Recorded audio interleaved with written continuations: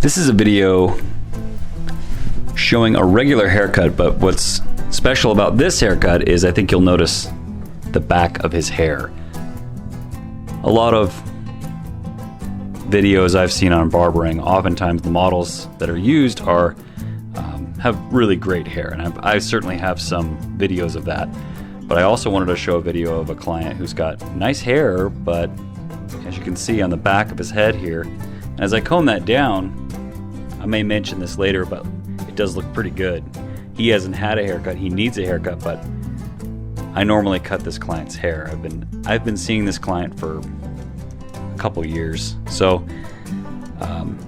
I know how to cut his hair. But this is an example of a client who may come in, and it's important that you do a scalp inspection on your clients, not just to look for anything that sticks out, but also to look for what a lot of clients have in the back of their head. Just happens a lot, more common than you might think if you're just getting into barbering, but there'll be a big crease or fold in the scalp, and it's just genetic. Some guys have it, most guys don't, but what it is it's just crease. And what you'll notice on his hair is if you cut this too short, it will actually, that hair looks really great in the back of his hair, right? I mean, I've cut that before. The way it grows out really great. He's had a lot of haircuts before this where it didn't look so great. And like normal, we're starting at the bottom, right? We always start on the back. And if you'll notice, I'm taking more off the sides here. I'm being very careful not to taper too much off in the center of the back of his head. And the reason is those creases are very low.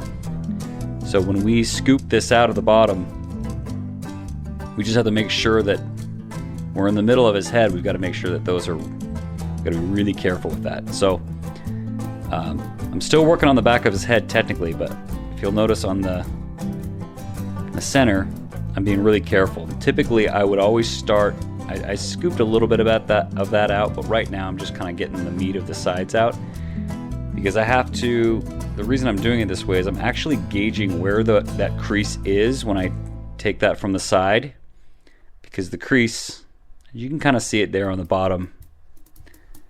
As I'm cutting this, I'm sort of gauging how high I can go short when I cut the side, okay? And then I'll be able to start working on the middle. Okay, so as I'm working on the middle, you see I'm really gonna turn that comb, once I get back down there, I'm really gonna turn that comb pretty tight to make sure that the transition from the bottom in a span of about an inch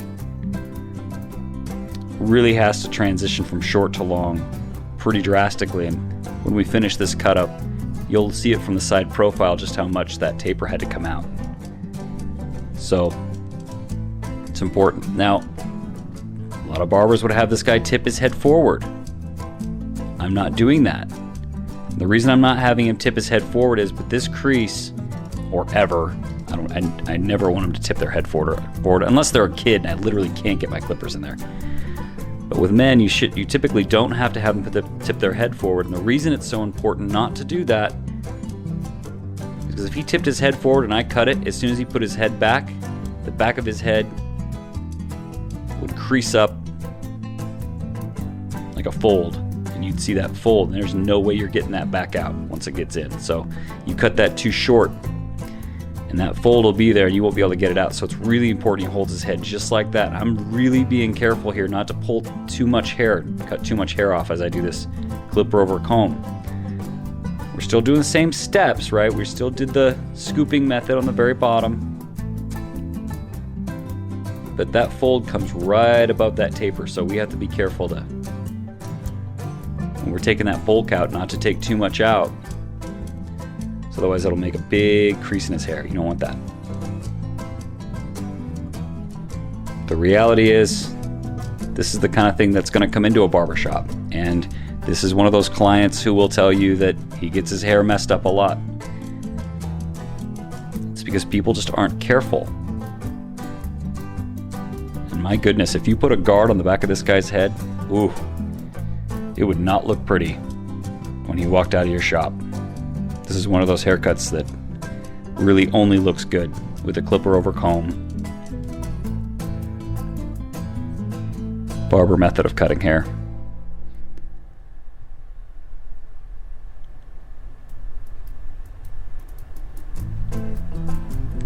But the rest of it, it's typical. If you notice the point on his hairline, if you follow his hairline on the front edge that kind of comes forward and then back toward the top of his head, on the side of his head as it comes forward, there's a point at which it drops back again. From that point to the top of the ear should be about the same length on a gentleman's cut. Now, you're not getting that too tight. Don't take it to skin. You're not doing this is a regular haircut. This is not a fade. So you don't need to be taking it to skin. You take it to skin on a fade. This is not a fade. This is a regular haircut. Going over the ear. Now notice the direction my clippers are going. They're going with the hair pattern.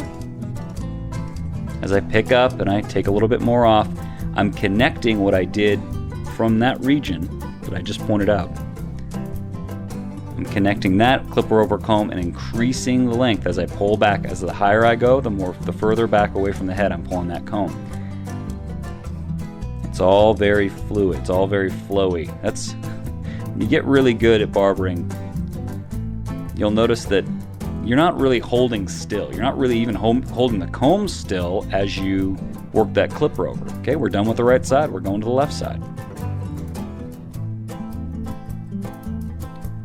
You don't need to notice how that comb, that's actually holding pretty still there. Okay, so as we're coming up on that side, all about the same length, coming up to that point. I know it's kind of blurry. This camera goes in and out of focus on the head. I don't know why it does that.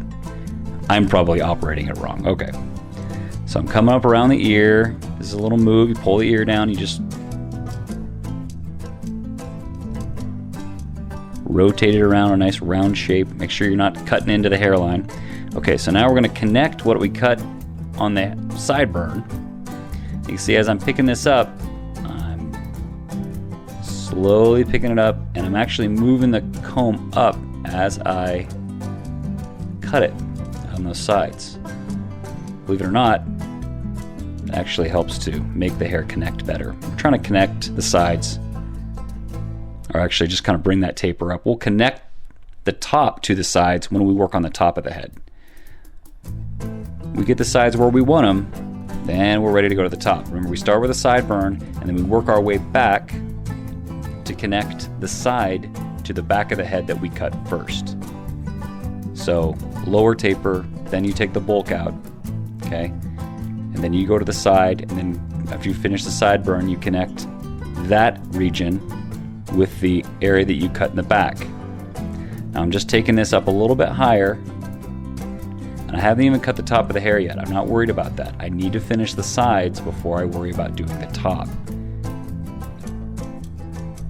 When you finish each section, you don't have to go back to it and waste time, okay? So just make sure you finish it. This client, if his hair's too short on that side, you got to be careful you're not getting so short that it poofs out. That's why you pay attention to what their hair's doing when they come in. All right, so you can see that's all blended in nicely. Time to work on the top. Oh, I see something on the back. Okay.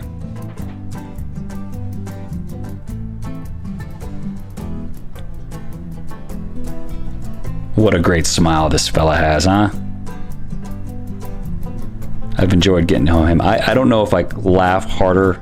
There's a couple clients that really get me laughing pretty hard, and he's one of them. And we have a good time.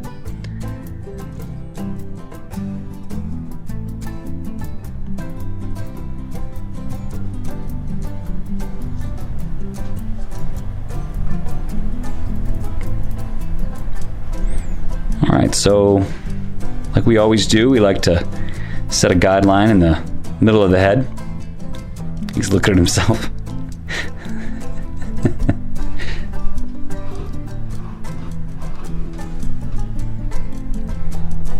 can't help it. I got the monitor on the camera turned his way so he can see himself. So, okay, so yeah, we take quite a bit off the front. I don't know if you noticed that.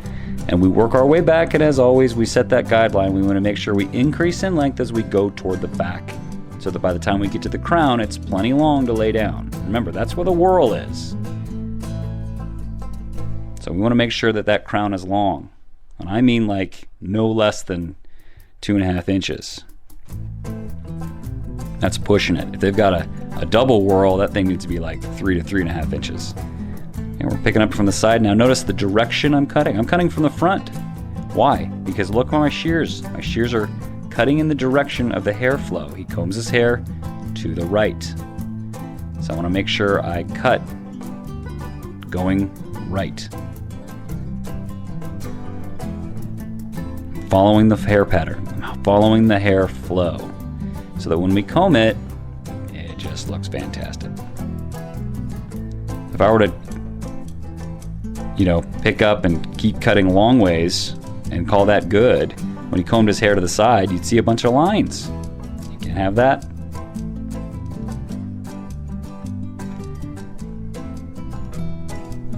And again, I think I mentioned this in all my videos. I'm cutting the hair dry.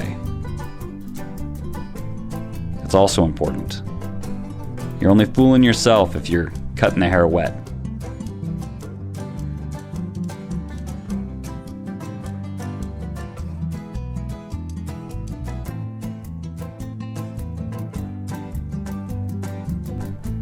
So now we're gonna start working on the side. Obviously, we finished the center. Now we're working our way from the top, and we're working our way down. Now notice the angle starts to turn down. If you keep pulling the hair straight up and cutting it, then it's going to be really long on the top sides of his head, if that makes any sense, when really that needs to curve on down. So make sure that you're cutting it down. You're wondering, why isn't he cutting his hair? Because I'm talking. It's important. I'm making some epic point right now. It needs to be made. Apparently it's a very important one because it's taking a while to get out. Okay.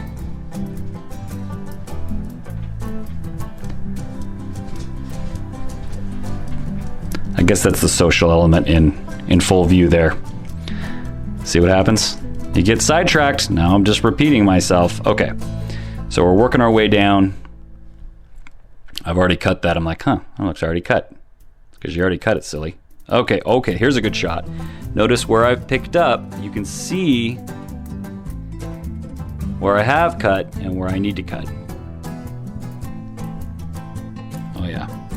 From where we left off doing the clipper over comb on the side. So now that those are connected, that looks a lot better. I'm just gonna pick it up a little just to make sure we don't have any weight lines.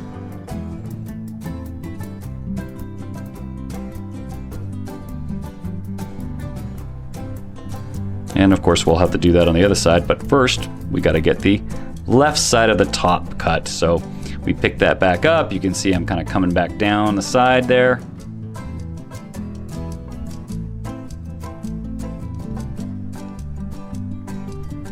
That's just a quick little front pulling straight forward on the hair like that, and then connect it to the side. That makes sure that when he actually combs his hair to the side, that he doesn't have any long hair sort of whipping around from the front. So you see how that just ties in really nice like that. It's a good move.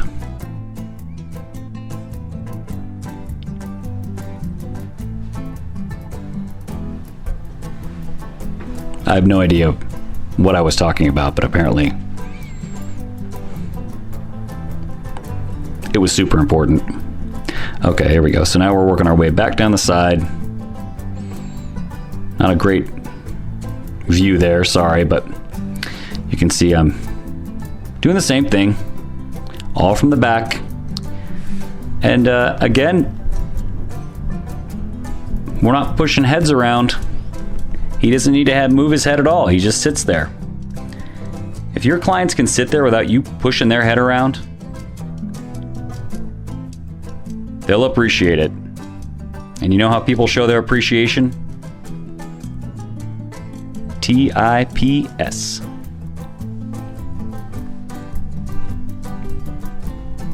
So there we go.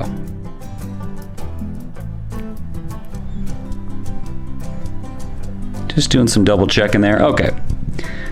This is what happens when you get, I'm just noticing when you're talking and cutting how distracted you can be. But that's okay. I mean, honestly, you're not going over time. That's the important thing. And my goal for all of my haircuts is to have them done in 25 minutes. So, as you can see from the video, this is 23 minutes long. You get to where you can pace yourself pretty well. You know your skill level. Okay, so now what we're doing is we're taking the top and we're just tying it into the back of the crown. We've already kind of cut the crown, but we need to connect the crown to the back. It's like the last step. Once you've connected the crown to the back, right, then you'll comb it down and it'll just look really seamless. If you've done it right. Cutting in the direction of the hair, remember? The reason I'm combing it so many times, I just really want to make sure I'm not seeing anything I missed. You comb it once, you don't see anything, comb it a couple extra times, just to make sure.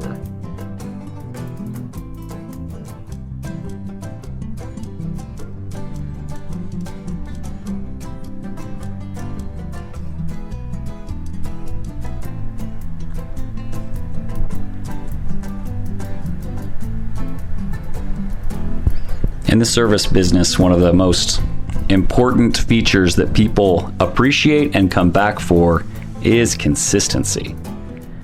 The one thing I can say about this cut is it is the exact cut that I cut every time. It really doesn't look very different. Some clients like to mix it up. They say, hey, I want to go a little tighter this time, or I think I want to try a different cut. But most clients, especially the older we get, the less we like to deviate from the norm. So, the clients like this one, he likes his hair the same. And okay, so that's what I mentioned earlier. You see how much that has to pull away off that taper from that side profile in the back? It's because we're covering up those little folds he has on his scalp. And now it looks pretty good.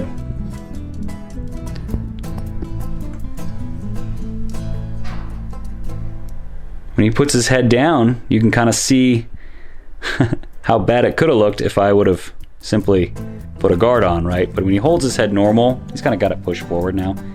That looks pretty good. So those folds actually completely disappear. He likes to get a little bit shorter, but those completely disappear by the time he comes back in again. And it looks really good, but that taper on the back, that's where it's at, folks. That's when you know you're cutting like a pro. Guys that come and see you, they like what they see.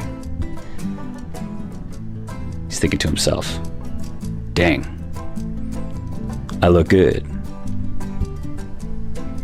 Gotta get home to mama so she can see how good I look.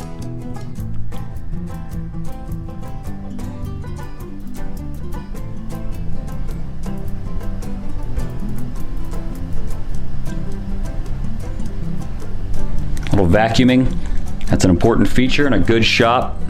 If you don't have a good vacuum, get one. They are worth their weight in gold. So you don't have to use your blow dryer and blow hair down their shirt thinking you did them a favor.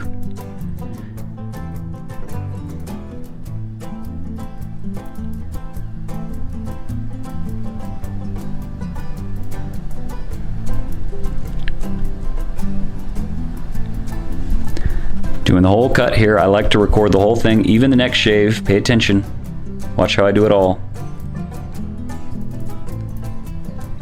Not that you have to do it exactly like me, but I have found that having a method is better than guessing a method. You're a lot less confident. The methods that I have, I was trained to employ. I can say I'm a trained barber. I've taken the wisdom and the knowledge of someone better and more experienced than me, and I have taken their word and their practice for it. So, there we go. This is actually validated barbering stuff. This isn't made up. I didn't come up with this stuff. Some guys come up with stuff. Okay.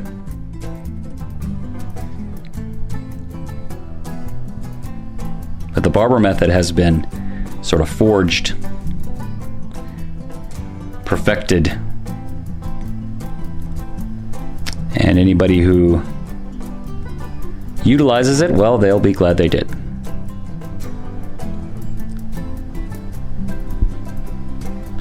So that is